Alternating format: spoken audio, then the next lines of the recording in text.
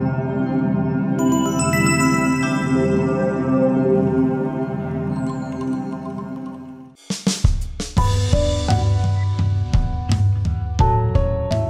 tardes a todas, a todos. Bienvenidos al Colegio Oficial de la Psicología de Madrid. En el contexto del proyecto Hablemos de Suicidio que esta organización colegial viene desarrollando desde este mes de septiembre. Este es un proyecto que sin duda nosotros hemos entendido que debería marcar un antes y un después en el abordaje, en el tratamiento, en la gestión de las actuaciones, de las intervenciones que como colegio profesional desarrollamos en torno a este fenómeno. Un fenómeno que se convierte también en un reto en la medida en que la sociedad debe a muchas personas que han acabado quitándose la vida y a los muchos supervivientes que han quedado, debe sobre todo que desarrollemos un proceso de reflexión serena sobre cómo, de qué manera, para qué hacer un abordaje integral, estructural y sobre todo vertebrado en torno al fenómeno y a los factores que previenen su desarrollo.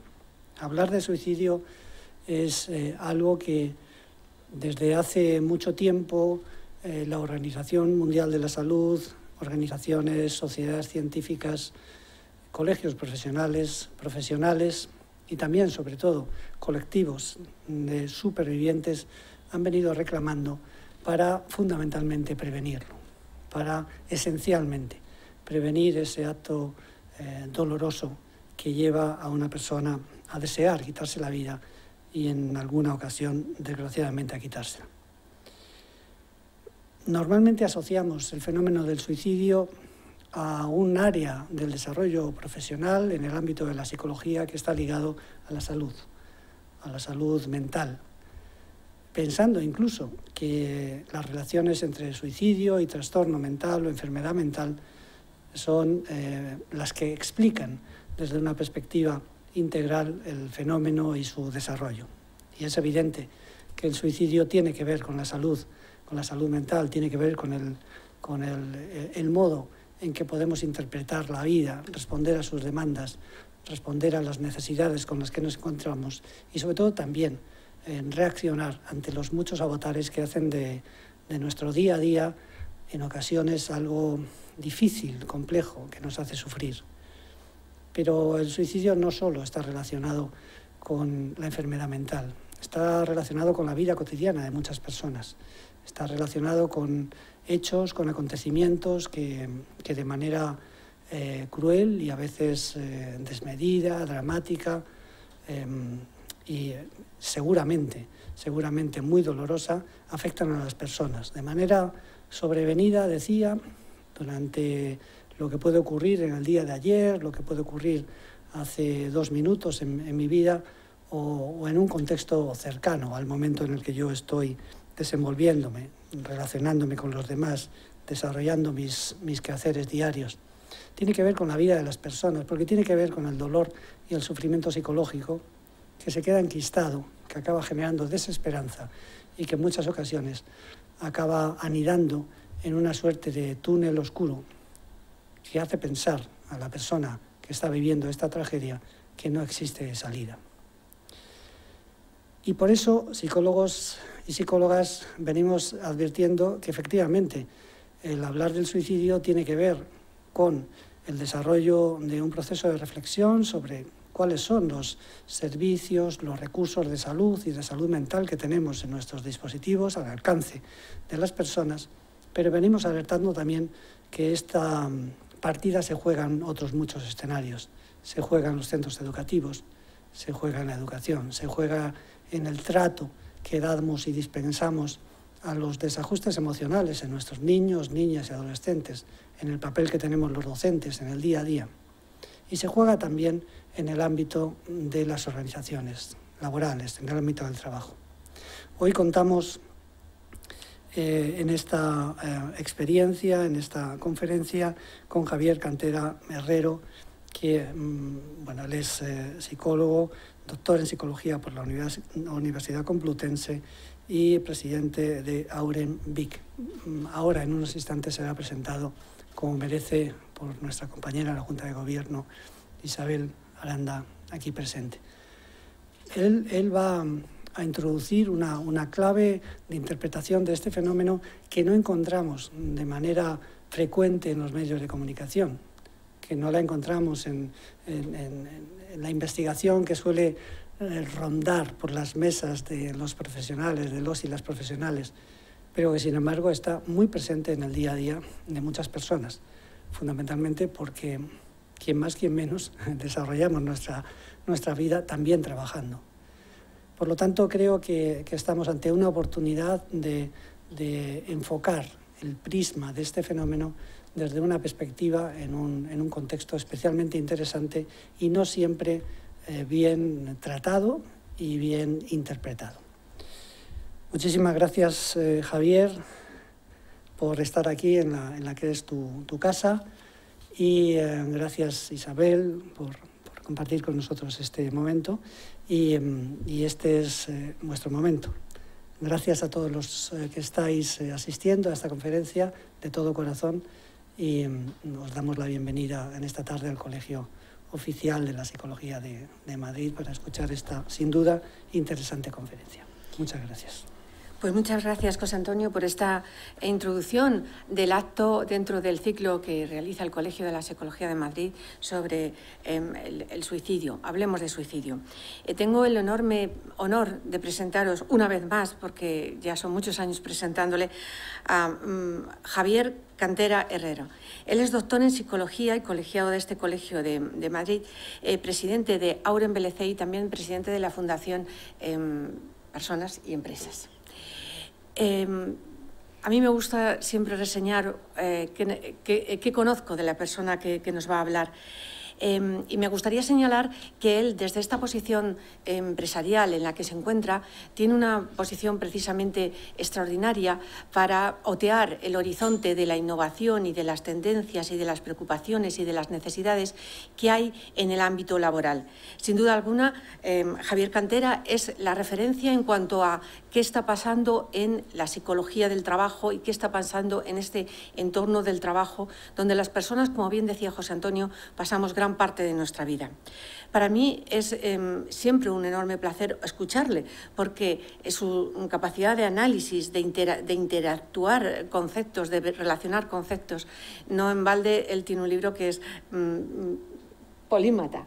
Polímata, que es una palabra preciosa que habla de esa persona renacentista que integra saberes y que integra conocimientos. Y bueno, Javier Cantera es una de esas personas capaz de relacionar conocimientos, saberes y en este caso relacionarlo con algo que nos preocupa especialmente. ¿Qué pasa con el suicidio en el ámbito laboral? ¿Ocurre? ¿Qué sabemos de él? Es probablemente uno de los ámbitos más desconocidos dentro de esta preocupación que tenemos por qué ocurre con el suicidio. ¿Qué está pasando con esa prevención? ¿Existe la prevención? ¿Existe la posvención? Porque claro, después de un suicidio, ¿qué ocurre en una empresa? ¿Qué ocurre en los equipos? Bueno, para mí todos son dudas, para mí todos son preguntas, y estoy encantada de presentaros, como os decía, a Javier Cantera Herrero para que nos dé su perspectiva sobre este tema y nos ilustre sobre qué está pasando con el suicidio en el ámbito laboral. Con él os dejo. Bueno, pues como decía, muchísimas gracias. Estoy encantado de estar aquí. Y bueno, un tema que cuando Isabel me lo comentó, es un tema que teníamos y que llevamos trabajando desde el 2015 en la Fundación Personas y Empresas. Y ahora os contaré cómo surge este tema en una fundación y qué tema y cómo lo hemos ido encauzando. Pero ante todo deciros que el gran problema que existe desde mi punto de vista es que este tema no se habla mucho. Por eso la iniciativa que toma el colegio de Hablemos del Suicidio me parece súper oportuna. Porque lo que no tienen derecho es que no se hable de un tema tan importante como es unas conductas, unas situaciones suicidas que conllevan que la gente claramente tome una serie de decisiones. Pues ya sabemos que el suicida no se quiere matar, lo que quiere es escapar de una situación y la forma de escapar de esa situación es matándose. Y bueno, pues vamos a intentar ver un poco las reflexiones que hemos tenido. Deciros que la Fundación Personas y Empresas es una fundación que creamos hace 9 años, que tiene un acuerdo de colaboración en concreto con el Colegio Oficial de Psicólogos de Madrid, y somos un grupo de psicólogos que estamos siempre planteando dentro de las empresas qué cosas se pueden hacer novedosas. Y en esta fundación, pues en ese momento tengo 2 voluntarios que están trabajando en este tema. Invito a todas las personas voluntariamente que quieran trabajar sobre este tema que me llamen y les pongo en contacto con la directora de la fundación y que lo vean y vean si pueden desarrollarse en este tema. Bueno, ¿qué es lo que vamos a ver? A mí me gusta siempre hacer una hoja de ruta y me gusta decir un poco lo que nosotros hemos trabajado en ese tema. Lo primero que hicimos en la fundación fue elaborar un concepto claro de lo que era suicidio, de lo que era ideación suicida, de lo que era intención suicida y lo que era crisis suicida, ¿no? Veremos un poco que es muy sencillo, pero nos gusta siempre cuando empezamos un campo dejar claro qué es lo que se va a trabajar en cada uno. Y luego claramente participamos, que fue el origen de que en el 2015 empezamos a trabajar ese tema, en un proyecto europeo que se llamaba Eurogenas, que estaba liderado por las universidades de los Países Bajos y que, bueno, nosotros tuvimos una participación de dar datos de España en este estudio, en el 2014. Y eso nos permitió hacer un modelo que compartimos, es un modelo que lo hemos escrito, pero es un modelo sencillo, de las 5 fuentes de riesgo hacia las conductas suicidas en un ecosistema laboral. Es decir, esto es un análisis muy claro de todos los suicidios que han ocurrido, qué problemática laboral había detrás. Como veréis, en el 2015 surge porque una empresa me pide, en concreto, que haga un análisis de qué está pasando de las conductas suicidas. En el 2008-2009 había pasado el gran problema de France Telecom y aquí 2 empresas me plantearon ese tema y veréis que lo primero que hice fue elaborar un análisis de los mitos que existían sobre el suicidio para formar a los comités de dirección y luego hicimos este modelo, que es un modelo que ahí le tenéis a vuestra disposición, es un modelo de las fuentes de riesgos. ¿Qué son esas 5 fuentes de riesgo? Pues el primer riesgo es el diseño organizativo. Nos dimos cuenta que el diseño organizativo, los tiempos, la competitividad, el clima laboral es una de las posibles fuentes, en algunos casos, de situaciones de suicidio. Otro riesgo es el de situaciones tóxicas, el acoso, el famoso acoso laboral, los jefes tóxicos y los grupos formales e informales tóxicos, ¿no? Luego analizaremos cada una de ellas. El tercer elemento de riesgo es el ritmo de trabajo. Aquí tenemos el famoso estrés laboral, tenemos el problema del nivel de exigencia, la multitarea, multitiempo. El día 30 vamos a presentar una cosa, también estará el colegio con la Mutua Universal, sobre cómo esta crisis que hemos tenido en la pandemia ha perjudicado muchísimo más a la mujer que al hombre, principalmente por el tema de la asunción de multitareas en el entorno del hogar y que, bueno, pues creemos que es una injusticia lo que en este momento ha significado esta pandemia en sentido de la desigualdad que ya persistía anteriormente.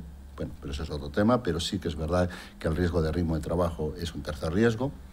Hay un cuarto que es muy, muy preocupante siempre en esas situaciones, que son las situaciones de inestabilidad laboral, las situaciones de paros imprevistas, la impredictibilidad, el edadismo.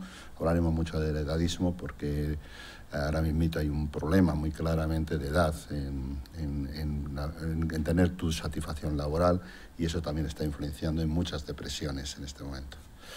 Y por último, los temas de conciliación profesional y profesional. Ahí tenéis los alcohólicos de trabajo, tenéis las descompensaciones. Esos son los 5 riesgos de este mapa que hicimos en su momento y que desde el 2017 que establecimos, pues vamos analizando, vamos estableciendo diferentes conexiones y voy a intentar contaros un poco la experiencia que tenemos. Y por último, pues sacaré un modelo de empresa saludable donde volvemos a un tema que yo últimamente hago campaña, que es que las empresas hablen de salud mental. Hay que desestigmatizar, perdona, pero como era disléxico de pequeño, a veces hay palabras que se me quedan atascadas. Bueno, cuando yo era pequeño no me dijeron disléxico, yo era de pueblo, que a veces no hablaba adecuadamente. Pero uno de los temas fundamentales es que la salud mental tiene que ser trabajado. Lo trabajaremos como bienestar psicológico, que es más apropiado para las empresas, pero es el momento. Todos sabemos que existe en ese momento, la prensa está llena de salud mental, etcétera, etcétera, pero no lo podemos dejar en un debate social, tiene que ser también un debate organizacional. Y ahí es donde desde la Fundación estamos atacando este tema. Y a modo de conclusión, pues veremos cómo es este modelo de prevención de situaciones propensas a conducta o crisis suicida. Esta es la hoja de ruta que os invito. Voy a intentar ser lo más pedagógico posible, lo más templado en mi exposición para que podáis tener las ideas que entre este grupo de psicólogos estamos manejando. Lo primero, claramente, es la aclaración conceptual. Fijaros, en la palabra suicida a nosotros nos gusta siempre ir al origen etimológico, es homicidio de sí mismo, ¿no? Sui, que es uno mismo, y cadere, que es matar, ¿no? Que ya lo decía Thomas Brown en el año 1640, ¿no? Y bueno, todos hemos hablado del suicidio en nuestras carreras, ¿no? Yo siempre recuerdo una frase que hubo una persona que me dijo, joder, resumiste toda la obra de Durkheim que tanto leíamos en la facultad, cuando yo decía que Durkheim lo que dijo que el suicidio es un hecho social, punto. Y yo con eso ya me quedo, porque obviamente a mí me enseñó mucho todo lo que estudiamos de sociología en su momento con Durkheim. Pero sí que hay un autor psicológico que a todos los que nos hemos dedicado a este tema en algún momento dado hemos ido, que es Erwin Schneiderman, que a mí me encanta, porque fue el primero que adoptó una serie de conceptos que hoy todos los estamos empleando, como es el concepto de suicidología, como es el tema de la prevención y atención al suicidio, como es el tema que antes hemos hablado de posvención, de autopsia psicológica, de muerte subintencionada, y de dolor psicológico, que para mí el concepto de dolor psicológico, antes lo ha dicho José Antonio, es el concepto básico, claramente, el dolor psicológico, que es lo que tenemos que combatir. Pues bueno, esto nosotros trabajamos siempre con un modelo de definición, porque para definir lo que nosotros vemos en sí mismo. Y el modelo de definición nosotros decimos que es un acto humano, lo primero. Fijaros que hay mucha gente que criminaliza el suicidio, para mí es un acto humano. Y lo digo una persona que luego veremos uno de los mitos, que el mito que se dice que si el suicidio es hereditario. Yo he tenido 4 antecesores que se han suicidado, ¿vale? Y yo sigo considerando que es un acto humano. Donde una persona es consciente de lo que va a pasar, porque obviamente una persona suicida dice, no es inconsciente, no, es consciente de lo que va a pasar. Que tiene una intención consciente de autodestrucción. Que es una solución. Es decir, nunca el irse a una persona a matarse es en sí mismo el objetivo, es la solución a un problema existencial anterior. Y que esta autolocalización es por un malestar, y esto lo cogí de un autor que me encantó, un malestar pluridimensional, no es un malestar único. Un solo problema se focaliza bien, hay herramientas, pero cuando es pluridimensional tiene un gran problema, ¿no? Y el individuo que percibe este acto como la mejor solución. Entonces, claro, yo cuando voy por ahí diciendo que el suicidio es una solución, hay gente que me dice, bueno, Javier, ¿estás intentando vender una cosa en una situación? Digo, no, no vendo nada. Digo simplemente lo que todos los autores dicen de que el suicidio claramente es una solución a un dolor psicológico previamente existente. En ese sentido, fijaros que los 3 conceptos que hay que tener es que hay que tener una conciencia situacional. Muchas veces la gente no entiende que esta conciencia es situacional, pero esa situación es el momento peor que puede tener un individuo, que es una autoliquidación de sí mismo, pero que ante todo es acabar con un malestar y un dolor psicológico. ¿Dónde está nuestra prevención? En ese dolor psicológico. Si nosotros somos capaces de generar la capacidad de que ese dolor psicológico no busque una solución llamada suicidio, estamos preveniendo el suicidio. Por lo tanto, no es tanto criticar el suicidio, que para mí es un acto humano, es criticar la gente que toma como solución el suicidio por un dolor psicológico. Y lo que hay que combatir es el dolor psicológico. Por lo tanto, de mí nunca veréis nadie una crítica hacia el suicidio. Yo creo que es un acto humano de decisión humana. Sí que criticaré mucho que haya gente que solo piense que su solución viene por el suicidio. Con esa aclaración conceptual, lo siguiente que nosotros nos planteamos es qué aporta la psicología. Y bueno, nos vamos a nuestro autor de referencia, y que luego ha habido muchos más autores, pero a mí es el que siempre me ha gustado, donde claramente coincide los 4 conceptos que él aclara, que a mí me parece que son muy interesantes, y que luego acaba con el suicidio consumado. Habla de la suicidabilidad, diciendo que hay que entender el suicidio no solamente como un comportamiento, es como una ideación, una planificación y un comportamiento, ¿vale? Desde cuando una persona tiene la idea de un suicidio, a cómo lo planifica. La planificación es un elemento muy claro de un suicida. El verdadero suicida lo planifica, El que claramente se suicida se planifica. Por eso cuando la gente dice, no, es que llama la atención, ya lo veréis en los mitos, es un mito. El 50% de las personas que han intentado suicidarse luego se suicidan. Es decir, que te la juegas a cara o cruz. No vale decir que el que haya intentado posteriormente no se va a suicidar. La ideación suicida, que es el pensamiento de quitarse la vida, que es donde más trabajamos claramente, o que tienen que trabajar los psicólogos clínicos en ese tema. Lo que es el parasuicidio, lo que se llama el gesto suicida, que es la acción destructiva no letal, que se considera como una petición de ayuda o manipulación. Es cuando la gente sí que ve que este gesto suicida o este parasuicidio está expresando claramente una llamada de atención. El intento suicida, que son las conductas o actos que buscan causar daño pero no alcanzan a la muerte. Y ya, obviamente, el suicidio consumado, que es la autoliquidación de forma voluntaria e intencionada. Nosotros trabajamos mucho modelos Agile, no sé si lo conocéis en las empresas. El modelo Agile, que viene de la informática y nosotros lo aplicamos, es que a cada acto le hacemos unos tips. Unos tips es poner una serie de conceptos que hay que atacar para concebir el acto.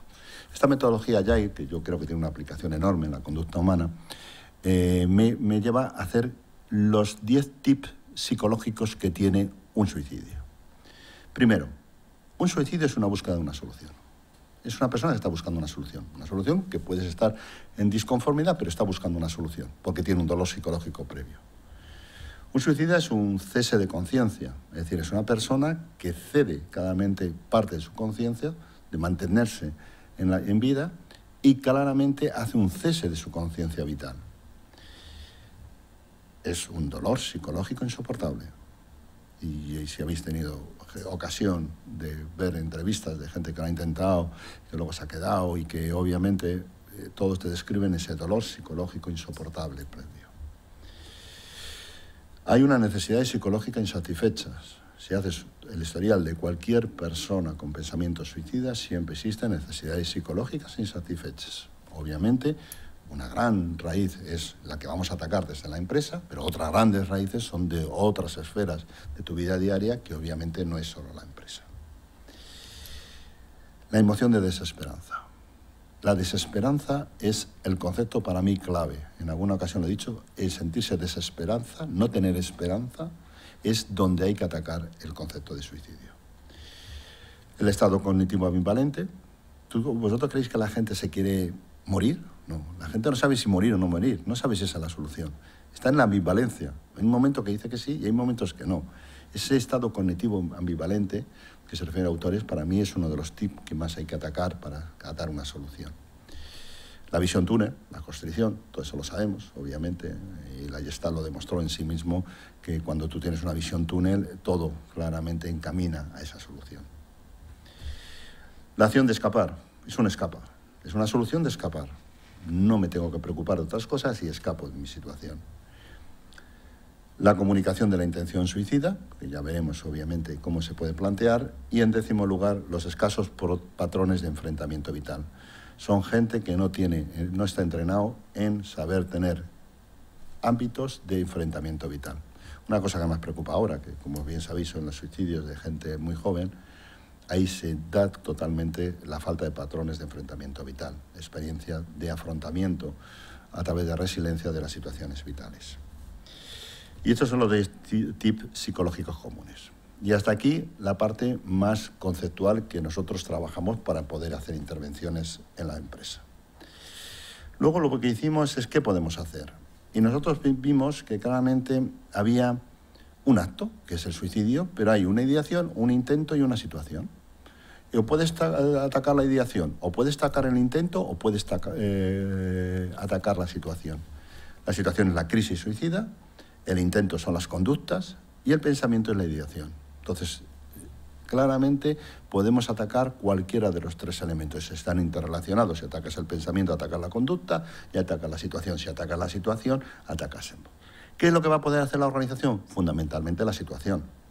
Vamos a buscar qué sistemas tiene que tener una organización para que esta situación no ocurra, ¿vale? Y esto es el gran, digamos, ámbito de trabajo de la psicología del trabajo. Obviamente no nos compete a los psicólogos del trabajo hacer intervención clínica, eso compete a los psicólogos clínicos. Nosotros lo que tenemos que trabajar es que las organizaciones no tengan esas variables que sabemos que inciden en el suicidio. Por lo tanto, es una visión holística, pensamiento, situación y conducta. Conducta, situación y pensamiento. No me vale atacar solamente la conducta, no me vale solamente atacar la situación, no me vale solamente atacar el pensamiento. Sí que es verdad que la situación es muy interesante, pero tú puedes tener la mejor situación organizativa, pero luego si no tienes un psicólogo clínico que ataque los pensamientos y la conducta de las personas, esas personas le vas a quitar, digamos, las razones situacionales, pero no le vas a quitar claramente sus pensamientos suicidas. Eso pasa mucho en la gestión de estrés, ¿no? Cuando organizaciones dejan de tener gestión de estrés, las personas claramente necesitan atención psicológica clínica, porque le has quitado el objetivo, lo que estaba generando la respuesta de estrés, pero la persona no se restablece si no hay una intervención clínica en su pensamiento o en su conducta. En ese sentido, yo creo que lo que tenemos que trabajar claramente son 3 niveles. El nivel fundamental, como decía, de organización es la crisis suicida, la situación. Generar situaciones que no pueda haber que una persona claramente se pueda pensar que su mejor solución es un suicidio. Sí es verdad que hay que atacar mucho los pensamientos, las ideaciones, y luego veremos cómo nosotros atacamos lo preventivo, y las conductas o intentos ahí claramente son intervenciones terapéuticas de psicología clínica que no nos compete a nosotros psicólogos del trabajo. ¿Y qué puede hacer la empresa? Pues prevención, detención temprana y gestión de ayuda. Y ante todo una cosa que es fundamental, a ver si ahora mi dislexia me lo deja pronunciar, desestigmatizar. Es decir, saber la gente a pedir ayuda. Y ese es el gran problema que tienen las organizaciones. Como no hablamos de ello, no enseñamos a la gente a pedir ayuda. Y tenemos situaciones que se generan extremas porque claramente no tenemos un marco de actuación para que la gente sepa pedir ayuda. Y enseñemos y generemos a pedir ayuda. ¿Para qué voy a decir esto? Eso me pasa siempre, por ejemplo, lo pongo como ejemplo habitual en temas de salud mental en las organizaciones. Una persona se rompe una pierna y cuando vuelves al trabajo nadie te pregunta, ¿qué te ha quedado la pierna? Bien, bien, punto. Cuando tú vuelves de una baja por depresión, están todo el día preguntando, ¿pero cómo estás? ¿Estás bien? ¿Estás mal? No sé qué. Claramente estamos estigmatizando la salud mental y obviamente hay que desestigmatizar para que la gente sepa oportunidad de pedir ayuda. En ese sentido, nosotros lo primero que hicimos también fue recopilar todas las herramientas psicológicas que se podían utilizar en un entorno empresarial. Aquí tenéis todas las herramientas que nosotros utilizamos.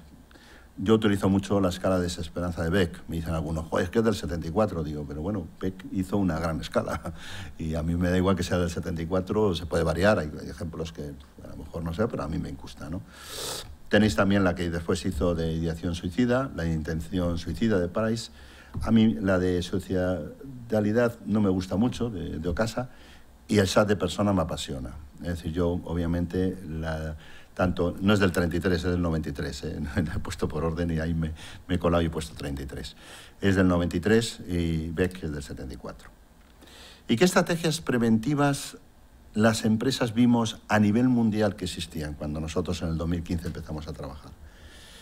Pues fijaros, estos son los modelos que nosotros, 4 tipos de modelos que en las empresas se han trabajado cuando se trata de la prevención de conducta suicida.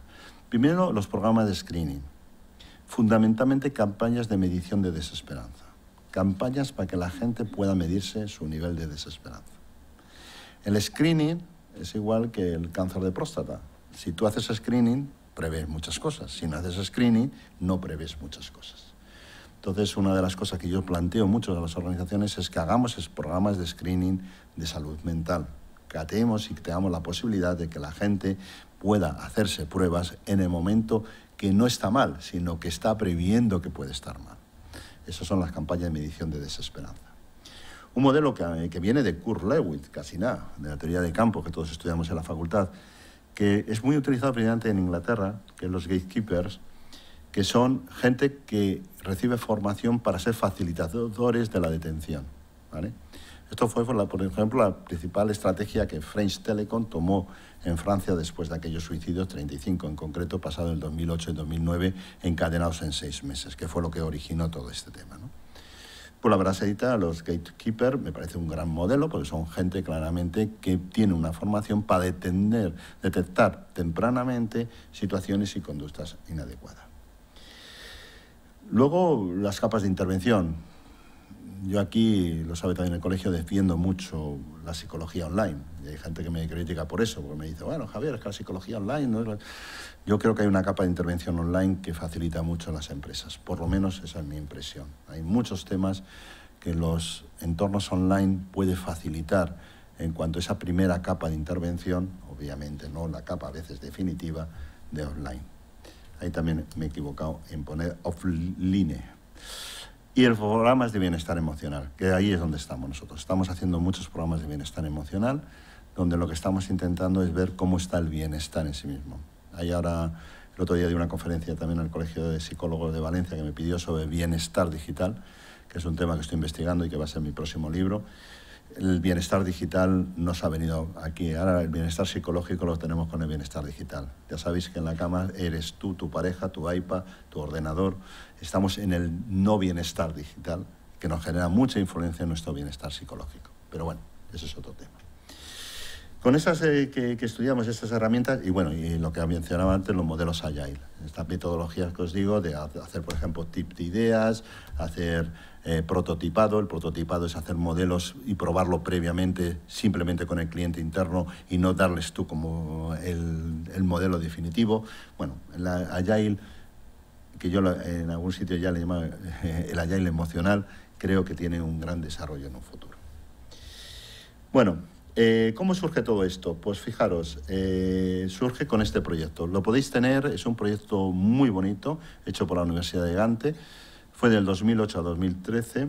Tuve la ocasión de participar yo a través de la Fundación como depositario de los datos en España, con otras dos personas, una en Barcelona y otra en Valencia. Y bueno, pues de 2008 a 2013 se hizo el mayor análisis de conductas suicidas en entornos empresariales, ¿vale? Lo tenéis publicado, el proyecto es un proyecto muy bonito, se habla de prevención y manejo de la conducta suicida y una serie de recomendaciones para el ámbito laboral, que acaban en el 2014 con los resultados que estas dos personas, Gwendolyn y Eva, pues lo presentaron en la Universidad de Gante. No se llegó a presentar en España porque no tuvimos dinero para traernos a estas personas cuando hicimos la prevención aquí, pero la verdad se ha dicho, creo que es un buen estudio que espero que se repita en algún momento dado por su estudio longitudinal. Tenían tres lógicas que a mí me encantaron.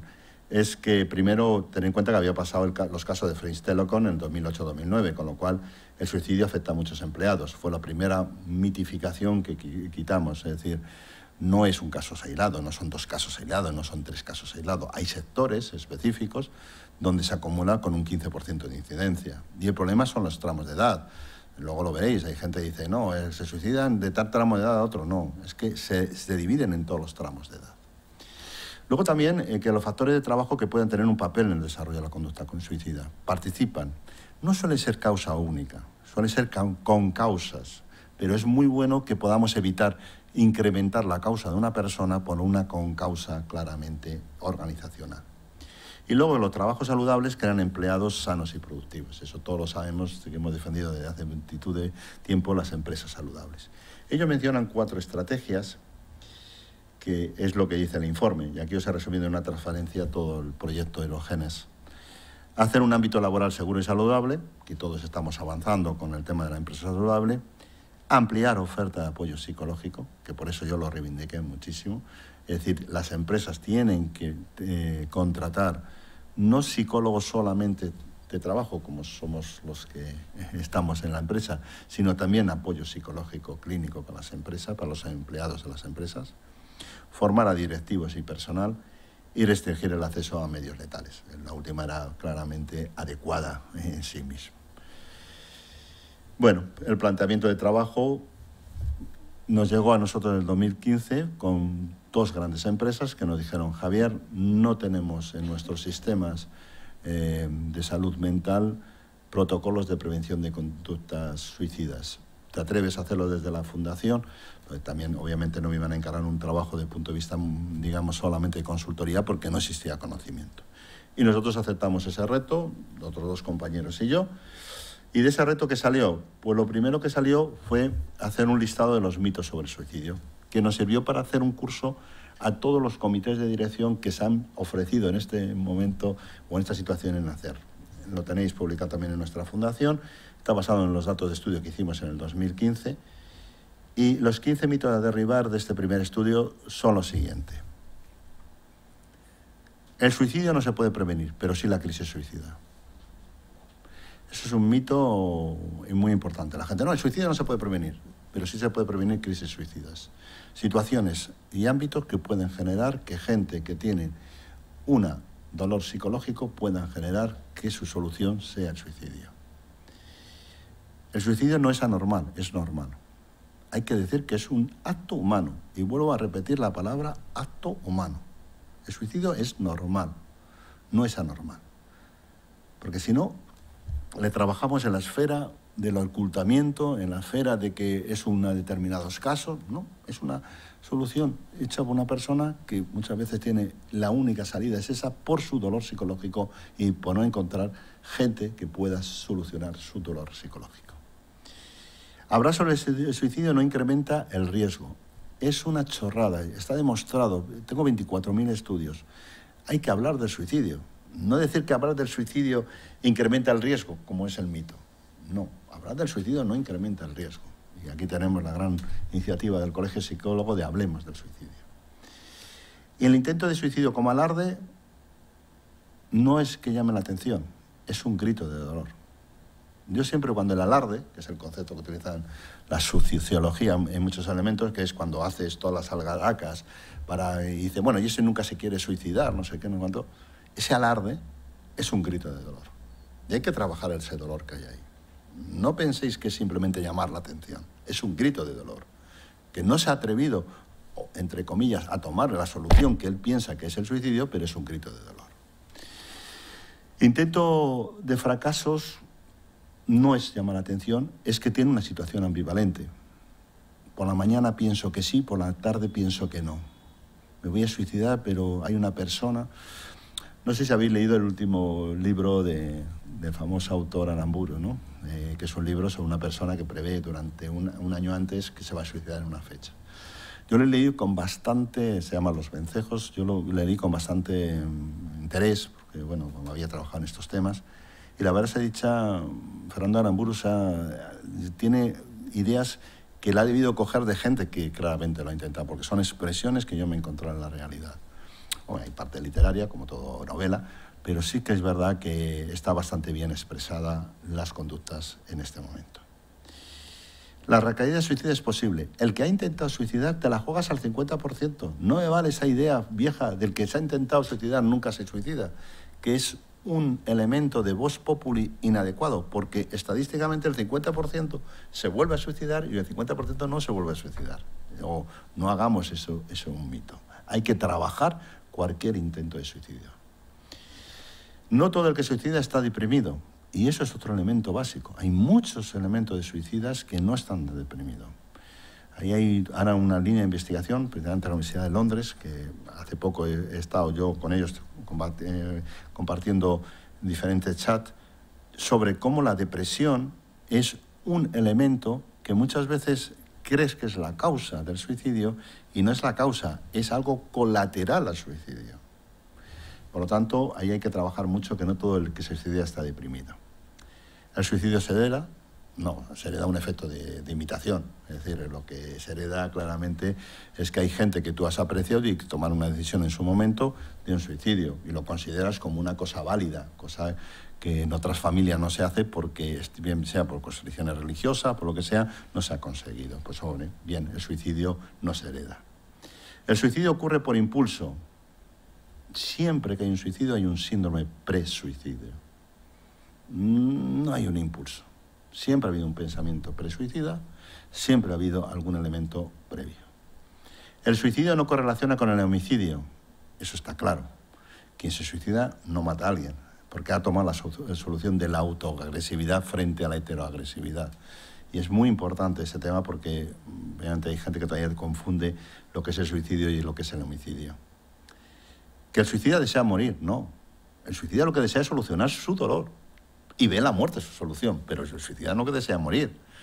Está en una situación de ambivalencia, no sabe si la muerte va a ser su solución. Lo que sí que sabe es que tiene un dolor psicológico. Y como tiene un dolor psicológico, es la solución que él ha pensado que es la única que tiene en un momento dado, porque no tiene otras alternativas. ¿El suicidio es una persona cobarde y o valiente? Estos son del franquismo español. Yo me acuerdo, amigos de mi padre que decían, el suicidio es de personas cobardes. Me digo, ¿y por qué son cobardes? O valientes, ¿no? Yo creo que el suicidio es una persona que ve esa solución. No sé si será cobarde o será valiente. ¿El que es pobre o es rico? No, sí es verdad que el suicidio se da mayoritariamente en países desarrollados. Es más, esto es un estudio que acaba de hacer el Instituto de la Felicidad de Dinamarca, que por cierto, brindo aquí al colegio si queréis que podamos llegar a un acuerdo con ellos. El Instituto de la Felicidad de Dinamarca es de los pocos institutos que relativiza el concepto de felicidad, lo cual a mí me encanta, ¿no? Porque yo creo que la felicidad nos ha hecho mucho daño a los psicólogos por meter ahí multitud de cosas que no es felicidad, ¿no? El Instituto de la Felicidad de danés ha hecho una cosa que a mí me encanta, ¿no? Que es correlacionar el nivel de satisfacción o de felicidad de los países y su nivel de suicidios. Y va parejo. ¿Qué significa esto? Que tú sueles pensar que si en un país hay mucha felicidad, no habría tantos suicidios. Va parejo. Es decir, es un tema muy interesante de analizar. Solo los viejos, los niños no se suicidan. Lo tenemos post-pandemia, que habéis visto el incremento bestial que hemos tenido en gente joven, el dar una solución a su dolor psicológico a través del suicidio. Y uno que yo siempre pongo el último, retar a un suicida. No hay una cosa peor que gente no profesional, que no venga de la psicología, que rete a un suicida. Si es una persona vulnerable en situación de crisis, ¿qué vas a retar tú? ¿Dónde vas? Obviamente esas situaciones, yo lo viví en el ejército español, cuando hacíamos la mili, en un episodio que yo me enfrenté en aquellos años, en la cual pues había gente de la estructura militar que pensaba que retar a un suicida era lo que había que hacer cuando un chaval tomaba una respuesta claramente a una situación de crisis. Y me tuve que enfrentar para conseguir claramente que se hiciera un análisis de los suicidios en el ejército, que no se hacía, se tapaba totalmente en ese momento. Bueno, estos son los mitos, esto es lo primero que trabajamos, eso sería sobre el 2015, y a continuación hicimos el modelo que lo llamábamos las fuentes de riesgo, que como veis pues fue en el 2017 publicado, y veíamos que eran los 5 riesgos que hay. Es decir, el ecosistema laboral puede ser una concausa del suicidio si hay un diseño organizativo tóxico, una mayor exigencia laboral. Si hay situaciones laborales tóxicas, los famosos acosos laborales, que obviamente lo que hemos participado en la creación del famoso protocolo ahora antiacoso que existe, os puedo decir que se te queda la carne de gallina sabiendo las situaciones de acoso laborales y situaciones totalmente inadecuadas que pueden originar claramente respuesta de dolor psicológico.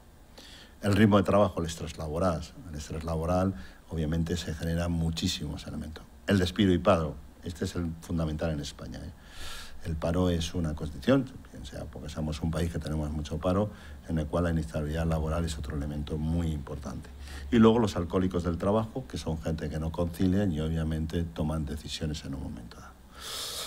Obviamente esos 5 gamas, pues en cada una de ellas están interrelacionadas y se puede intervenir en cualquiera de ellas. Yo voy a dar simplemente pinceladas de qué es lo que vamos investigando en cada una de ellas y qué medidas estamos proponiendo a las empresas cuando nos plantean protocolos de prevención de conducta suicida.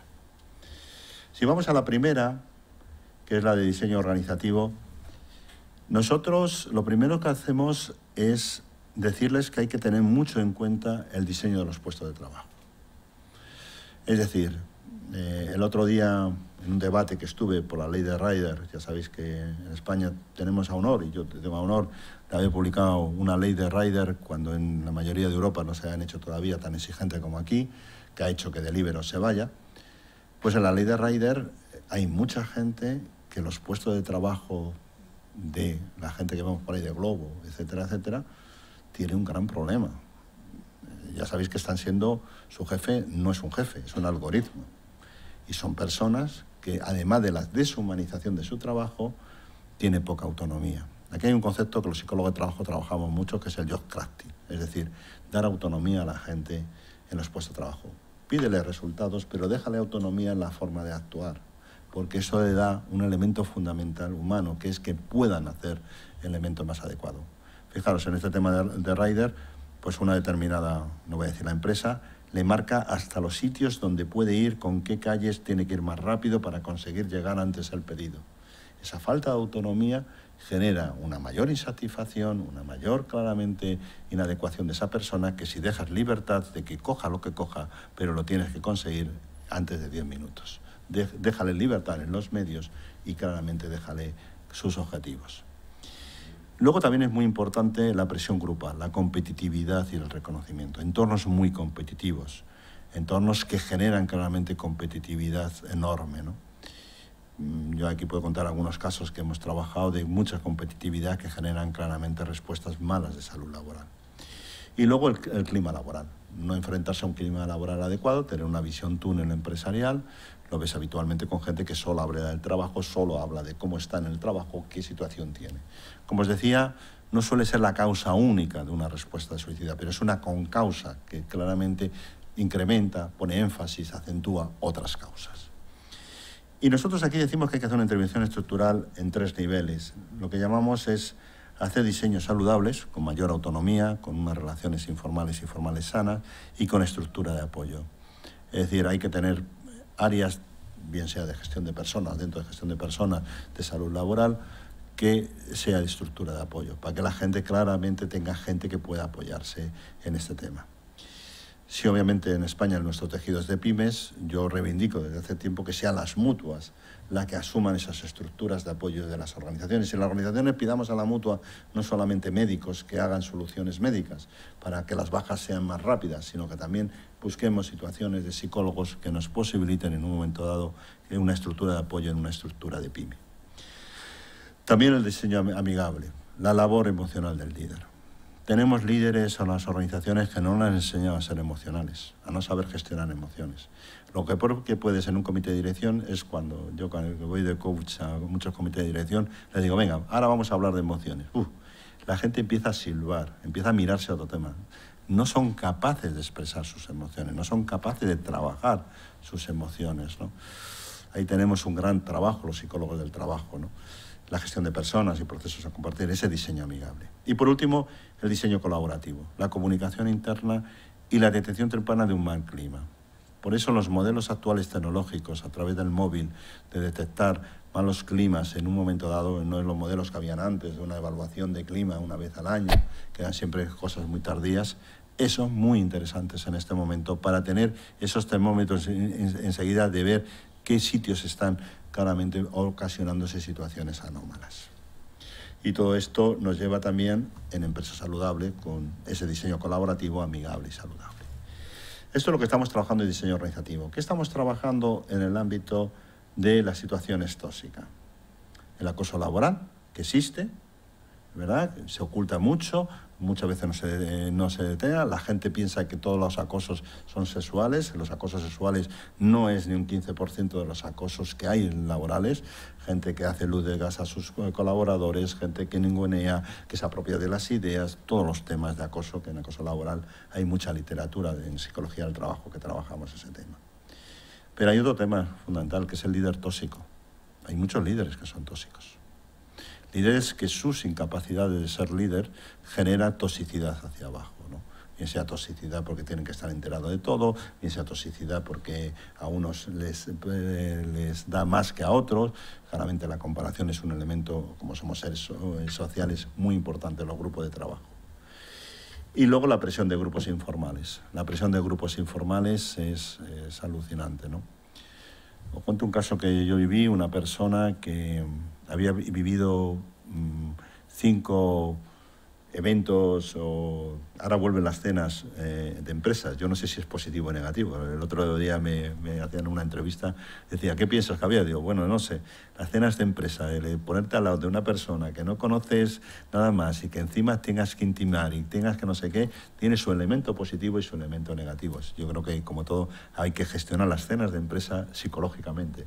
Claro, y hay gente que me dice que tiro mucho a mi terreno de la psicología, pero sí es verdad. Y el interés es que aquí hay que ser expeditivo. hay que tener un protocolo exigente de acoso. Y ahora hay una cosa que los psicólogos tenemos que reivindicar, que por la ley de compliance tiene que existir canales anónimos de denuncia online. Y lo están pidiendo por las políticas de compliance. La política de compliance son las políticas de evitar la corrupción, ¿vale? Pero esos canales anónimos de denuncia, nosotros tenemos que reivindicarlos, porque eso es lo que posibilita que la gente pueda dar gritos de su dolor, ¿vale? Y que luego sea independientemente analizado, porque hay gente que pone claramente los canales de denuncia anónimo, pero luego son analizados por el Departamento de Recursos Humanos, que como tiene como sus objetivos que tienen que tener buen clima laboral, pues ya está, no te digo que no lo oculto, pero bueno, es muy importante que sean analizados. Nosotros hemos dicho que psicólogos ajenos a las organizaciones tendrían que ser lo que analicen estos casos. En los casos de acoso sexual ya se está poniendo en marcha. ¿A través de qué? A través de la ley de igualdad y a través de la prevención de la igualdad. En el caso de acoso psicológico sería muy importante ese grupo independiente. Aquí tenemos un trabajo enorme y yo animo al colegio que tire trabajando en este tema, porque los protocolos exigentes de acoso laboral creo que es un elemento importante. Luego, claramente, la formación continua del líder. Es decir, el líder, primero tiene que estar segmentado el clima laboral, que es una segmentación de clima laboral, que sepamos qué equipos liderados por qué persona, qué niveles tienen de toxicidad. Y eso tiene que ser la prueba del algodón. Y si tu departamento, tu fábrica, tu situación sale mal, obviamente tienes que tener intervención o tenemos que tener intervención sobre ese líder que está haciendo tóxicamente el ambiente de este área. Pero luego es muy importante los foros de liderazgo. ¿Qué son los foros de liderazgo? Son líderes que hablan de estos temas, líderes que lo hablan entre ellos, hacer sesiones, seminarios, consensos, que los líderes hablen de salud mental, que no se olvide la salud mental de los líderes y lo tape. Y luego la detención de personas vulnerables. Aquí los modelos de gatekeepers son muy interesantes. Es decir, hay organizaciones, ahora mismo una gran empresa de call center ha puesto un gatekeeper en cada uno de los call centers para que en el momento que vea que hay personas que tienen claramente desesperanza o situaciones de desesperanza, pues obviamente se pone foco. Y aquí yo pido mucho, y también es verdad que a veces les reíño mucho a los sindicatos, que los sindicatos tienen que poner mucho foco claramente en los temas de detención de vulnerables, de situaciones de salud claramente mental. Bien, ¿cómo atacamos el otro área que es muy importante, el ritmo de trabajo? Pues bueno, aquí sí que es verdad que el estrés por trabajo es muy importante. Aquí tenemos mucho que hacer la psicología del trabajo. El nivel de exigencia es un nivel muy elevado, y más cuando estás en situaciones de crisis, que no puedes incrementar tu coste de personal, tienes poca gente y tienes que hacer la misma tarea por la exigencia de intentar sacar de esta crisis. Y luego está el mito 2M. El mito 2M, que esto yo he dado durante un tiempo clase en la Escuela Bocconi de Milán, y un gran amigo mío, también psicólogo italiano, y yo pues lo creamos hace tiempo, que es la multitarea multitiempo. Nadie puede pensar que hay un mito, que es que nadie tenemos multitarea ni nadie tenemos multitiempo. Tenemos un solo tiempo y una sola tarea, ¿no? ¿Y cómo trabajamos aquí?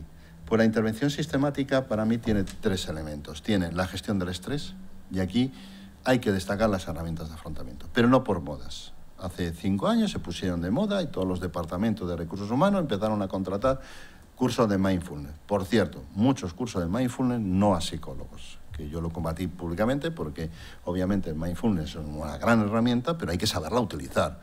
Y no personas que han hecho 4 cursos de mindfulness se ponen a hacer cursos de mindfulness. Nosotros nos unimos a la ola y intentamos hacer, y hubo una organización que hicimos 2.400 personas, formamos en mindfulness. Es una herramienta muy buena de afrontamiento. Enseñar a las personas cómo afrontar esta situación, las situaciones de este tipo, es básico. Yo creo que el mindfulness es una gran herramienta, otras herramientas también de bienestar, de atención plena, no solamente el mindfulness como metodología, de las 6 o 7 metodologías habría que utilizar, pero ahí sí que es un elemento muy interesante. Y ante todo apoyo psicológico que se puede hacer.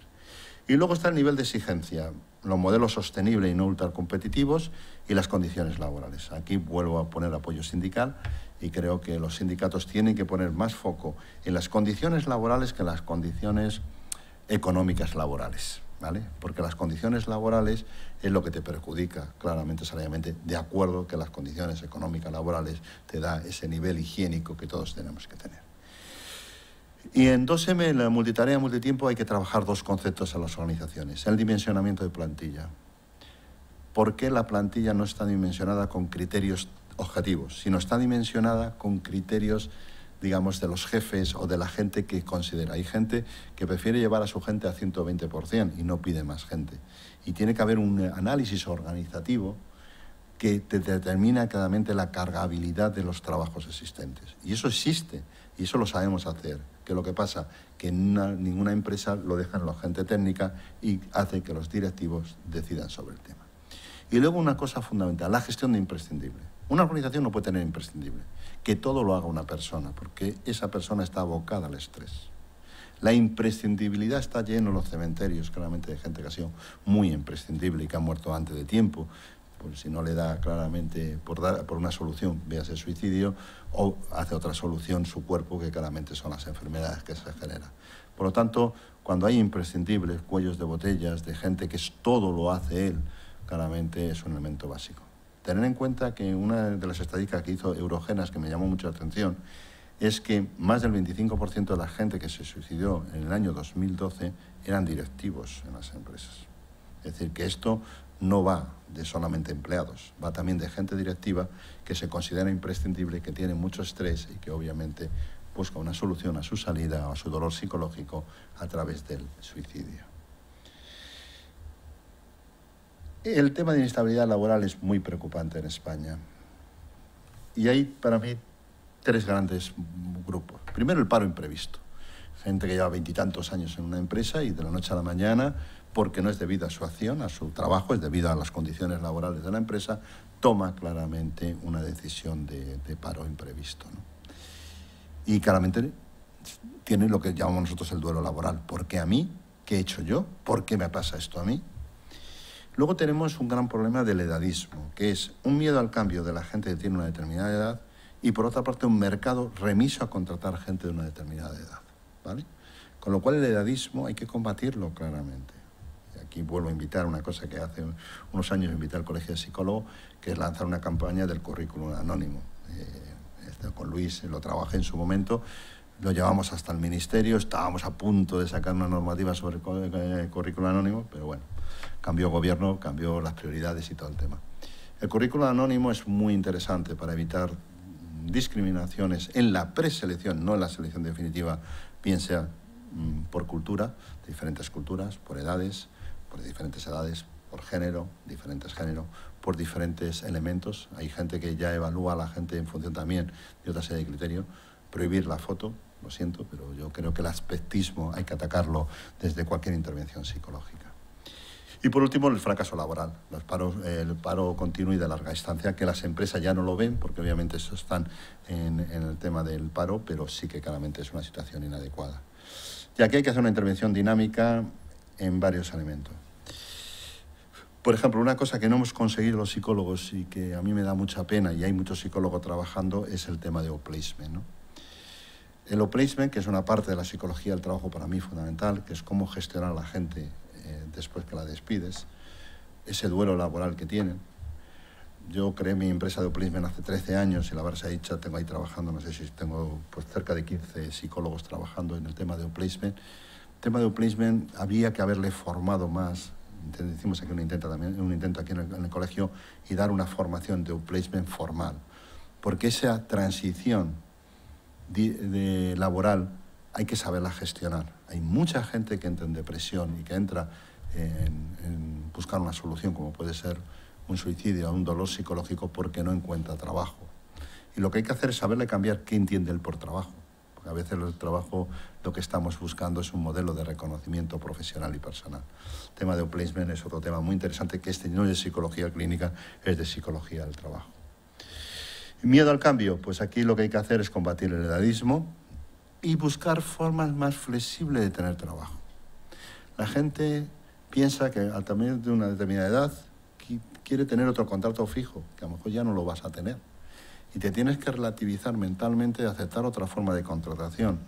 En media Europa trabaja mucho, y aquí ya empieza a crecer, el interim. ¿Qué es el interim? Estás en un proyecto en una empresa que dura un año, año y medio, punto.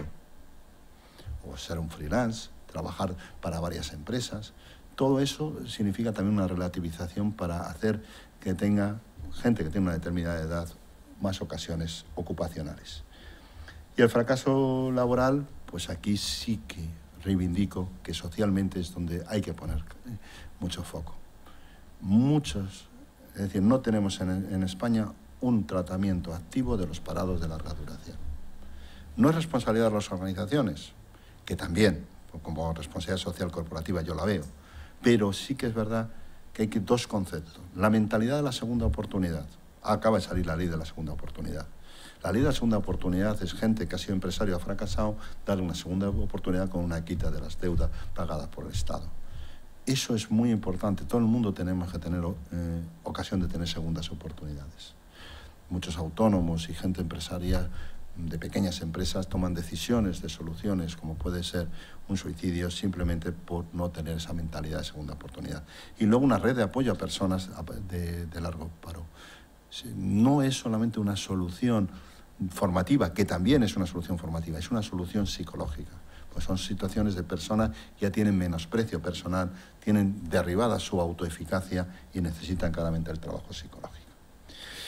Y ya por último, de esas 5 vías que os contaba que nosotros trabajamos, pues tenemos la gente que tiene una adicción al trabajo continuo. ¿Por qué se produce esta adicción? Porque el trabajo continuo de muchos trabajos te produce mucha serotonina cerebral y estás enganchado. Yo he visto gente en mesas de bolsa cómo se están enganchado al trabajo, claramente. Y más ahora que con esta falta de bienestar digital, pues ahora mismo con los ordenadores y con toda la gestión claramente tecnológica, estás todo el día enganchado. Hay muchas descompensaciones imprevistas que la empresa tiene que saber. Somos el único país de Europa que en sus convenios no se meten las pausas sabáticas. Hay gente que tiene que tener derecho a una pausa sabática, que significa te mantengo el empleo y no cobras, pero durante un tiempo tú puedes dedicarte 2 o 3 meses a pensar. Obviamente los empresarios y los sindicatos tendrían que regularizar, pero la existencia de situaciones sabáticas en las empresas sería muy interesante para lo que estamos trabajando. Y por último, la deshumanización del trabajo. Desde hace un tiempo yo dirijo ahora un máster en ESADE de humanización, de humanismo tecnológico. Creo que la tecnología tiene que tener un pensamiento humanista. Creo que los psicólogos tenemos que estar muy metidos en la tecnología porque eso es lo que nos va a dar el futuro de que la tecnología sea más humanista. No hay que decir que la inteligencia artificial sea de una forma o de otra, sino que hay que meter a la gente que diseña la inteligencia artificial la ciberética, que sean éticos. Si tú metes a una inteligencia artificial un imperativo categórico kantiano, te digo claramente que estamos haciendo una buena decisión tecnológica. Y en ese sentido aquí hay una intervención muy emocional. Por ejemplo, en la edición del trabajo, lo que hemos hablado, los tiempos sabáticos programados, el análisis de palancas de satisfacción. La gente no sabe cuáles son sus satisfacciones y hay gente que es alcohólica del trabajo porque no ha tenido nadie que le asesore qué otras satisfacciones puede tener. Descompensaciones imprevistas por los trabajos de rango temporal, los apoyos psicológicos y la deshumanización del trabajo, centrar en la persona la gestión del trabajo y customizar muchas soluciones. La gente lo que va buscando es flexibilidad en la hora de tomar soluciones en su trabajo. Esa flexibilidad te dice que no tienes que hacer las cosas porque todo el mundo lo hace así, sino que puedes tener alguna alternativa. Vistas estas 5 partes, y no me quiero extender, pues si tenéis después preguntas o hablamos o debatimos, para mí lo primero es desestigmatizarlo la salud mental. Creo que hay que hablar más de salud mental en las empresas. Creo que hay que crear foros de directivos hablando de salud mental. Creo que no es un solo sitio que hablemos la gente que nos preocupemos de la salud mental. Es un problema social. Ayer que el país publicara todo lo que ha publicado, creo que es un éxito claramente del concepto de salud mental que tenemos que trabajar. Trabajar el bienestar psicológico, claramente. Y este bienestar psicológico, para mí, tiene 4 grandes áreas. Trabajo en sí mismo, autoeficacia. Es un concepto muy antiguo, de Albert Bandura, que sabéis que se nos ha muerto este año con 98 años, una persona que yo tuve en su momento, pude tener una conversación hace muchos años. Él creó que el bienestar psicológico está cuando tú te sientes eficaz en hacer algo. Tu autoeficacia es tu autoconcepto vital. Y hay que trabajar mucho para que eso exista. La gente que no tiene una satisfacción, una autoeficacia en su propio trabajo, claramente genera muchas posibilidades de dolor psicológico. En el entorno de trabajo lo que hay que trabajar son ecosistemas no tóxicos. No es jefe tóxico muchas veces, es el ecosistema. El jefe, los compañeros, la empresa, dónde está situado, es ese ecosistema. Y hay que romper la toxicidad de los ecosistemas. En el tiempo de trabajo lo que hay que hacer es gestionar bien el estrés. El estrés es necesario, todos los psicólogos sabemos. Lo que es totalmente inadecuado es no saber gestionar tu estrés. Y eso hay que saberlo gestionar. Es un elemento fundamental y yo siempre, por eso he defendido tanto las soluciones de mindfulness, las soluciones de control mental. Yo llevo haciendo control mental, creo que debo hacer 20 años ya que lo llevo. Lo hago media hora al día y os lo juro que con la cantidad de cosas que dicen que tengo, yo no tengo ningún estrés y estoy feliz aquí dando vuestra conferencia, estar aquí, porque claramente hay que trabajarse mucho el estrés. Si no quieres claramente que te pase factura en tu salud psíquica y en posibilidades de otro tipo. La seguridad en el trabajo, tener autoseguridad en tu trabajo y la conciliación personal y profesional, que es claramente todo el tema de plenitud social. Fijaros estos dos conceptos. La autoseguridad es que la seguridad no te la va a dar ya un trabajo en el siglo XXI. Ya no hay empleo para toda la vida, no hay seguridad en el trabajo. Tienes que tenerla tú aquí. Yo les digo a muchos chavales jóvenes cuando me vienen y me dicen, oye Javier, ¿qué hay que hacer para no caer en el paro? No sé qué. Digo, tener tu autoseguridad aquí. Este es tu seguro de paro. Tu capacidad de adaptación, tu capacidad de cambiar, tu capacidad de adaptarte a diferentes situaciones. Y luego el concepto de plenitud social. Todos sabemos que las redes sociales prevén mucho situaciones como puede ser un suicidio frente a un dolor psicológico. Por lo tanto, hay que tener plenitud social. No podemos encerrarnos en tu ronda de amigos. Hay un análisis que hacen muchos de la gente que se dedica solamente al tema de suicidio, que es cuando analizas tus redes sociales, no las redes sociales online, sino tus grupos de amigos. Si tienes un grupo de amigos de un solo sitio y de una sola forma de pensar, tienes un gran problema claramente de salud social. Por lo tanto, la plenitud social se caracteriza por tener diferentes grupos de amigos que te permite tener esa red que te puede mallar en una situación claramente de depresión o de buscar el suicidio como una solución. Y bueno, yo ya voy acabando, si queréis. El modelo de intervención tipo que nosotros tenemos, que le pusimos en marcha en el 2020, es este. Bueno, os lo pongo aquí, esto como consultores que somos, pues este es un modelo, pero puede ser otro cualquier compañero puede hacerle mejor incluso que lo que hemos hecho nosotros. Está muy basado en detención temprana, en análisis de clima laboral, el elemento fundamental para nosotros. No es la encuesta de riesgos psicosociales, y aquí tenemos un debate de fondo con cómo se han hecho las encuestas de riesgos psicosociales y en los estudios de clima laboral. Los estudios de clima laboral, históricamente, que tienen mayor predicamento en la psicología del trabajo, tienen algunos elementos que te puede predecir muchísimo más que una encuesta de riesgo psicosocial. Pero bueno, yo al final lo que quiero que no nos pierdan los nombres, sino que hay que hacer claramente análisis de clima laboral. Y luego los programas de screening y la formación de bienestar psicológico. Si tú formas a los directivos en la importancia del bienestar psicológico y a su vez de vez en cuando haces screening para saber si hay situaciones o personas con desesperanza, tienes una buena detención temprana. Luego, no solamente hay que detener, sino hay que tener una atención temprana. Y aquí reivindico las plataformas online psicológicas. Yo de hace 2 años o 3 creo que son necesarias. Hoy día las nuevas generaciones prefieren tener a alguien que a un golpe de teléfono pueda estar ahí. No conciben ese concepto que teníamos nosotros de ir al psicólogo. El psicólogo es alguien que puedes contratar rápidamente por el móvil y yo creo que hay que utilizarlo. Obviamente hay cosas que no se pueden tratar por móvil, por eso hay que limitar cosas que sí se pueden hacer y cosas que no. Y luego lo que hay que hacer claramente es poner unos protocolos digamos, bastante exhaustivo de cómo se hace las plataformas online.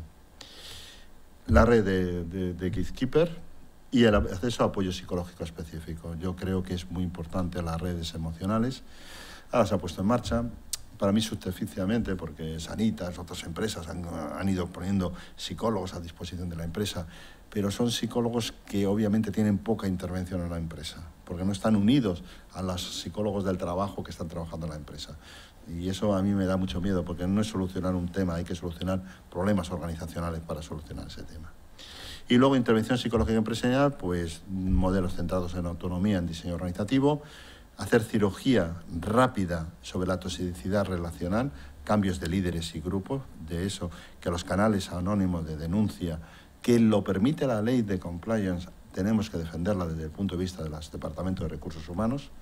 La gestión de tiempo, saber trabajar con prioridades y tiempo tasados, esto ha sido fundamental en el momento de teletrabajo, da seguridad profesional a las personas, formación continua a futuro y enseñar a conciliar. Y aquí es muy importante la diversidad de género. Por eso defendemos tanto la igualdad en las empresas. Queremos que cuanto mayor diversidad entre las empresas, más vamos a conseguir que la gente se iguale en la casa, porque la gran, digamos, la gran discrepancia, la gran discriminación viene por la no asunción del género masculino de temas en su casa, es decir, de su logística doméstica. Y bueno, y para acabar ya a modo de conclusión, pues simplemente deciros que la salud mental no es la bicha ni el elefante en la habitación. Hay que hablar de todo en la empresa. Y muchas veces se convierte en el elefante en la habitación. Todo el mundo sabe que está ahí, pero nadie habla de ello. Y creo que los psicólogos tenemos que romper ese elefante en la habitación. Que no es responsabilidad solo de la empresa, es bueno decírselo también a la empresa, porque la empresa tiene una parte de responsabilidad, pero hay otra serie de concausas que hacen claramente respuestas de este tipo. Que actuar con una visión agile, no esperar grandes planes y acotar cada caso, trabajar cada caso que ocurra en la empresa, hablarlo, discutirlo, verlo, no taparlo, es muy importante. Y ante todo, el suicidio no es anormal. Lo que es anormal, no hablar de su existencia para evitarlo. Eso es ilógico. Para mí, esta frase que la puse en un artículo hace ya unos años, la sigo manteniendo. Para mí es anormal no hablar de su existencia para evitarlo. Yo os decía yo al principio que yo tengo 3 antecesores míos que se suicidaron. Uno fue una persona muy querida por mí, un tío mío, que se suicidó ahorcándose simplemente porque le detectaron una enfermedad vital, que le iban a dar unos meses de vida y que él, que vivía, era soltero, ya con bastante edad, 60 y tantos años, no quería ser una carga para su familia. No tuvo capacidad de contar ese dolor psicológico y tomó una decisión de suicidio. Fue un acto humano. Criticable. Yo no voy a criticar un acto humano como fuese. Pero esas son situaciones que acontecen. Otro tío mío se tiró a un río y se ahogó porque en un momento dado se le murieron los 3 hijos que tenía, diferentes hábitos de la vida, y no supo solucionar ese tema ya con 80 y tantos años y decidió, antes de morir, que le llegara la muerte, suicidarse. Yo sé que esto que digo, gente con otros criterios religiosos, totalmente respetable, yo lo respeto totalmente, no lo acepta, pero yo digo que el gran problema es que en ambos casos ese dolor psicológico no fue tratado y tomaron una solución para encaminar ese dolor psicológico. Y siempre hay un dolor psicológico, una emoción de desesperanza y una ambivalencia vital. Esas son las 3 características que yo digo que hay en cualquier suicidio. Hay un dolor psicológico, que no sabe cómo expresarse, hay una emoción de desesperanza, no tengo esperanza, no se va a solucionar, y hay una ambivalencia vital, no sé si me voy a matar o no me voy a matar. Y es muy importante esa ambivalencia vital también explicarla. Y ante todo hay una acción de escapar y de huida. Y yo, como soy un hombre de acción, siempre me hago la misma pregunta, ¿y tú qué haces? Es decir, no me preocupa mucho la gente que sobre estos temas hacen y no hacen. Nosotros estos protocolos de suicidio ya lo hemos podido implantar en 5 grandes empresas. La verdad se ha dicho, qué caso se hace, qué caso no se hace, no lo puedo decir, porque obviamente ya son aplicaciones específicas. Pero fijaros, uno de los grandes problemas que a mí hay es que esas empresas me dicen que no diga nunca que lo tienen. Y a mí ya eso me dice mal espina, porque volvemos a la idea, el suicidio no es anormal, lo normal es no hablar de su existencia para evitarlo. Hasta aquí os he contado lo que hacemos, ¿no? Estamos claramente trabajando en un tema no popular, no es glamuroso, por esto no nos llaman muchas empresas, pero creo que es un ámbito que hay que seguir trabajando. Y por eso vuelvo, como empecé, a dar las gracias al colegio, porque creo que esta iniciativa de Hablemos del Suicidio es una gran iniciativa y ojalá pues, podamos llevar el debate a otros niveles, a otros ámbitos, y que las organizaciones de una vez hablen de todos los temas, incluso del suicidio. Y nada, a vuestra disposición para las preguntas. Pues muchas gracias, Javier, por esta exposición, por compartir con nosotros ese modelo y ese trabajo que hacéis sobre prevención anónima, porque como has contado, no se puede decir. Y esto es lo muy lamentable. Justo esta semana oía yo también en un programa de radio a la periodista comentar este tema, ¿no? de que ellos en la facultad les habían indicado que no se hablara de suicidio, porque era una manera de alguna manera, ofrecer un modelo de conducta, ¿no? Afortunadamente, pues sí, en el Colegio de la Psicología de Madrid, aquí hablamos de suicidio y estamos comentando lo que tú has dicho, el dolor psicológico, que es un término que ha empezado a entrar en la actualidad, ¿no? No existe solamente ese dolor físico, muscular, de vísceras, sino que también tenemos ese dolor psicológico que, como muy bien has dicho, puede estar condicionado por ese entorno laboral, ¿no? Dice, buenas tardes. Actualmente trabajo desde hace 12 años en el Servicio de Prevención de Riesgos Laborales en Canarias, en un centro hospitalario. ¿Por qué cree usted que hay estigmatización con respecto a la salud mental en un centro hospitalario cuando los profesionales tienen mucha formación? A mí me asombra esta situación. ¿Por vergüenza o por educación?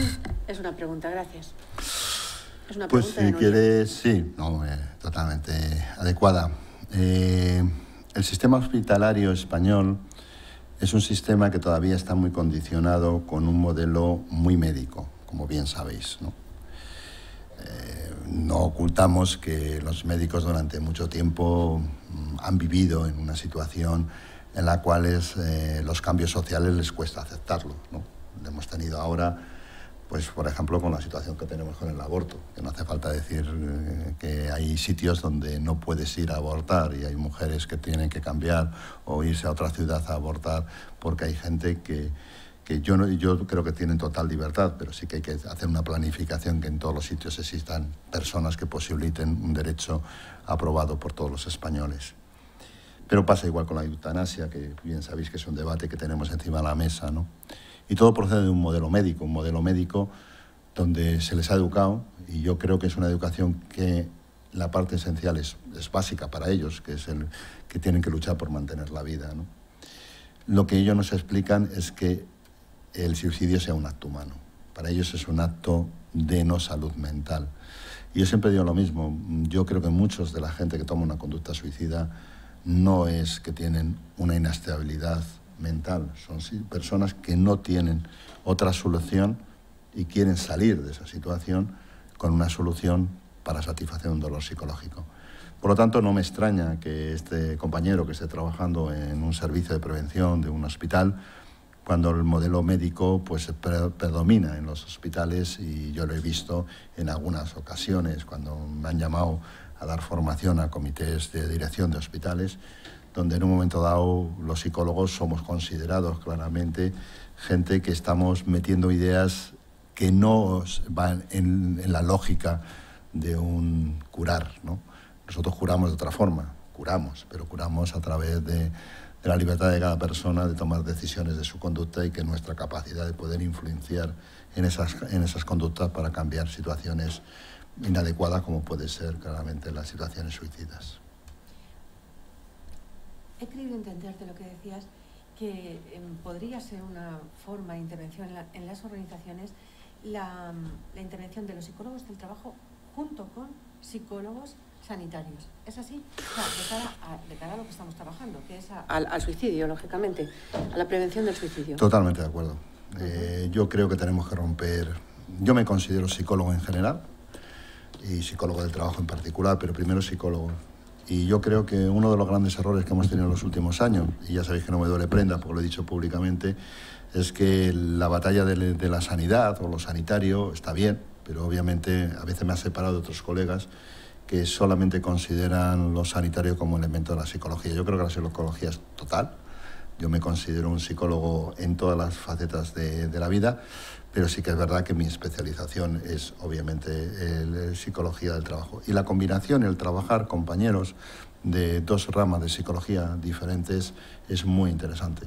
El otro día también en educación, el otro día con una asociación de colegios estamos introduciendo unas metodologías muy propias de empresa, como la metodología Agile, en la dirección de los centros educativos. Y en un momento dado ellos me decían, claro, pero es que aquí no eres psicólogo educativo. Digo, bueno, yo soy psicólogo y obviamente lo que hay que hacer es una visión grande de la vida. Hay veces que el cambio está en las organizaciones y que el psicólogo del trabajo tiene que meter porque conoce claramente las dinámicas organizacionales, y hay veces que hay que hacer terapia claramente a gente específica en un momento dado, y eso lo tiene que hacer un psicólogo clínico. Uh-huh. Sí, o sea, sería algo así como equipos no multidisciplinares, pero sí multipsicológicos. Multipsicológicos, tal vez. En base justo a lo que has dicho, ¿no? De esos factores organizacionales que están presionando, favoreciendo la aparición del suicidio en las organizaciones, ¿no? Totalmente. Y fijaros que es muy malo que un psicólogo del trabajo se cree un rol de psicólogo clínico en las organizaciones, y también es muy malo que un psicólogo clínico se cree un rol de un psicólogo del trabajo. Un psicólogo clínico no sabe cómo se diseña un puesto de trabajo, o, por ejemplo, no sabe cómo se gestionan unas competencias, o no sabe cómo se hace una estructura retributiva, o no se sabe cómo se hace una evaluación de rendimiento. Es decir, hay multitud de cosas que la psicología del trabajo ha evolucionado durante mucho tiempo y que claramente el tema. Y no todos los temas psicológicos de la empresa son psicología clínica. Hay muchos psicólogos pues, de mejoras de procesos, de mejoras del bienestar, que están muy asociados a cambios estructurales de las organizaciones. Por eso creo mucho en combinar ambas dos cosas. Fantástico. Javier, ¿hay algún sector más propicio a provocar situaciones suicidas? Está muy asociado a la demanda. Cuando tienes una demanda externa muy exigente en un momento clave, en una situación, claramente generas respuestas inadecuadas, ¿no? Se ha hecho muchos estudios, por ejemplo, en el sector de call center, que es un sector muy demandante. Obviamente, ahí, pues igual que la prevención de riesgos laborales, hay que mirar muchísimo prevención de conductas de este tipo. También está muy asociado a conductas de poca relación social, ¿vale? La relación social, como sabemos, es lo que hace que tengas una red para solucionar situaciones de vulnerabilidad. Entonces, hay varios sectores que están muy tocados en este tema. Y hay otros sectores que ya no va tanto por sectores como por diseño organizativo. Por eso lo que hemos defendido en los modelos híbridos, de que no puede haber modelos presenciales y de teletrabajo, sino que esta pandemia que hemos tenido, que todos nos fuimos a teletrabajar, no es bueno que ahora volvamos todo a trabajar, pero sí es bueno que exista una hibridación, porque la gente aislada en el teletrabajo, sin los anclajes sociales, generan y se disparan mucho más respuestas inadecuadas de dolor psicológico, ¿no? Yo creo que es importante los modelos híbridos que la mayoría de las empresas han tomado, y no los modelos tajantes de teletrabajo o de presencialismo, cuando todavía existe peligro, ¿no? Y hay mucha gente que sufre yendo al trabajo, y hay gente que sufre estando en el trabajo por la situación que tenemos, y obviamente hay que intentar relajar el tema con modelos de este tipo. Por lo tanto, los sistemas organizativos son básicos, es decir, un modelo bien hecho, un protocolo bien hecho de teletrabajo puede solucionar muchos problemas clínicos de personas que no saben teletrabajar, ¿no? Entonces, bueno, hay muchísimo trabajo ahí. Pues te agradezco especialmente esta referencia a la implicación del teletrabajo y los modelos híbridos. Bueno, por último, darte las gracias, Javier. Como siempre, tu intervención puntual, certera, compartiendo generosamente tu conocimiento, tu saber hacer y tus casos en el mundo empresarial. Serían casos de éxitos para muchos psicólogos lo que has contado, ese saber hacer, ¿no? Ese saber intervenir. Como siempre, esta es tu casa, es un placer tenerte con nosotros y agradecerte que hayas estado aquí. Y también agradecer a nuestro público, el que está en la sala, el que nos ha seguido por la plataforma online del colegio y el que nos ha seguido por las redes sociales, tanto Facebook, Twitter o YouTube. Muchas gracias a todos, buenas tardes. Hasta la próxima. Muchas gracias.